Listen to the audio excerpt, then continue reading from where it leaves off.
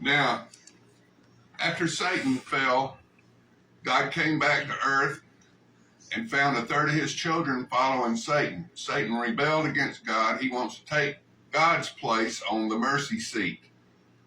He wants to sit on the mercy seat rather than be the protecting cherubim, that thing with the wings on both ends of the Ark of the Covenant. God's mercy seat's in the middle where he judges people at the final judgment. It's his throne.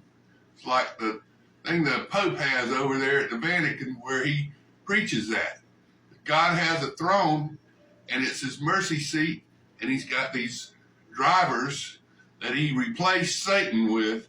They're called Azun in the Hebrew, Zoe in the Greek. And they're written about here in Ezekiel. They took Satan's place as the protector of God's throne, but they do not have free will. God gave Satan, we read about him in Ezekiel 28, he's going to turn to ashes from within. So God's already judged Satan to the lake of fire. So don't waste your time praying for Satan, because God's not going to change his mind about that.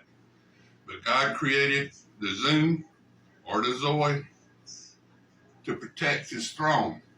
And he flies his throne around. God doesn't need any kind of space vehicle to go from point A to point B, but he uses those little sports car edition UFOs that clearly have a circle in the front, and they got the triangle. The circle means start reading here, and the triangle means Father, Son, and Holy Spirit. These vehicles are clearly marked God's space vehicle, and he has a great big triangular shaped mothership. I saw it out at San Diego several times, but I've never seen it here in Florida as long as I've lived here. But when I was in San Diego, I'm going to tell you, God keeps a close eye on San Diego. It's a huge military base, and God watches the military. There's a bunch of military in San Diego. I was stationed there for 4 years when I was in the Navy back in the 1970s. But I used to go to a place called Mount Cuyamaca, 80 miles out of San Diego. It's where the desert floor, you can see the desert floor and the sand of the desert, and you're up on a 5,000-foot mountain.